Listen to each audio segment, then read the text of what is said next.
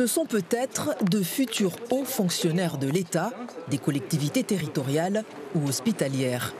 Ces étudiants boursiers en prépa talent visent les concours des instituts régionaux de l'administration.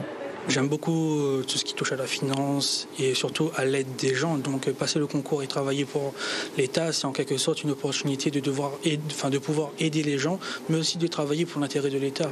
Le sens du service public, Laurie l'a elle aussi, mais elle a dû changer d'orientation pour pouvoir plus tard travailler dans des ambassades. C'est vrai qu'au départ, j'avais suivi une formation littéraire et il me semblait qu'il y avait encore des choses à acquérir, notamment du côté du droit, des finances, de l'économie. Et cette formation permet justement de pallier, ou plutôt d'être complémentaire à mes connaissances. 28 étudiants bénéficient du dispositif Prépa Talent dans 3 filières, licence d'administration publique, master de droit public et master d'économie. Il s'agit d'une formation intensive et professionnalisante d'une année avec une aide de 4 000 €.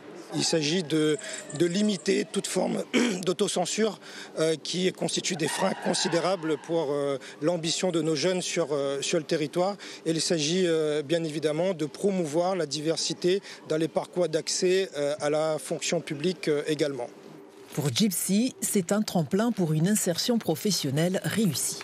L'administration publique offre plus de choix que dans le privé et nous avons beaucoup d'évolution de carrière. Et le public permet d'avoir un métier. La preuve avec Riaz, qui à 22 ans est déjà adjoint de l'agent comptable d'un lycée de 2400 élèves à Mayotte après avoir réussi son concours. Je souhaitais mobiliser l'ensemble de mes compétences, l'ensemble de mes capacités, de mes qualités au service de l'intérêt général, notamment à Mayotte, là où effectivement il s'agit d'un territoire avec de nombreux enjeux, de nombreux défis.